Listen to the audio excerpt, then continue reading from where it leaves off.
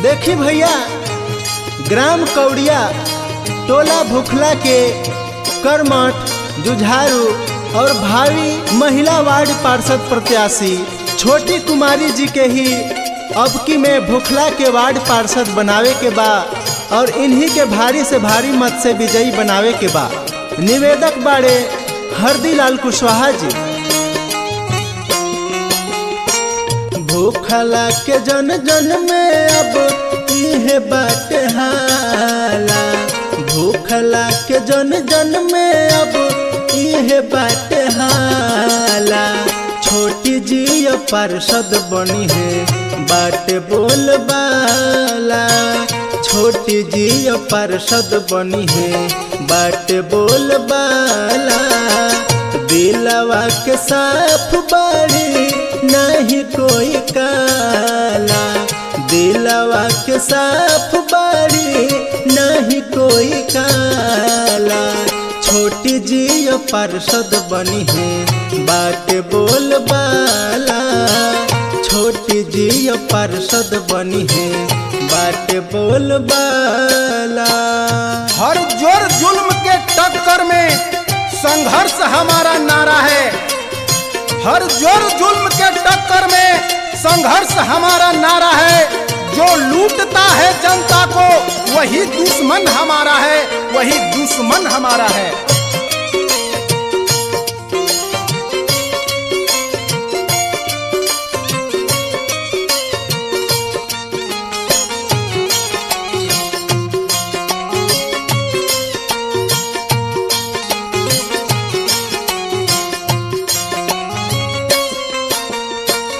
अब की महीना के पार्षद बनाई हा, सुन चाचा चाची अब की नहीं तो भुलाई हा।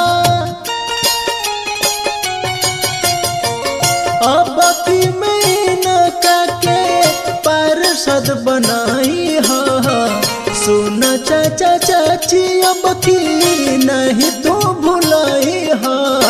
देखी भैया, अब की छोटी जी के ही वोट देवे के ह, अब इन्हीं के वार्ड पार्षद बनावे के ह। पार्षद बनावो इनके होई सबके भाला। छोटी जी पार्षद बनी है बाटे बोल बाला, छोटी जी पार्षद बनी है बाटे बोल बाला। धरती के कुसुम औरी धरातल से जुड़े हैं, धरती के कुसुम औरी धरातल से जुड़े हैं। भ्रष्टाचार और बेईमानी की ओर कभी नहीं मुड़े हैं। मन के सीधे साधे औरी व्यक्तित्व के भी पूरे हैं।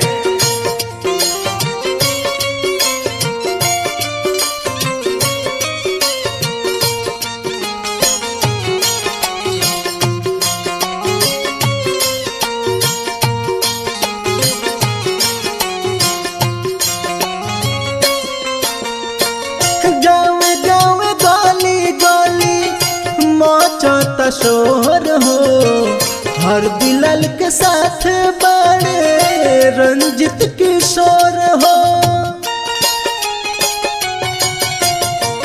गाँव गाँव गली गली मचाता शोर हो, हरदीलाल के साथ बड़े रंजित किशोर हो।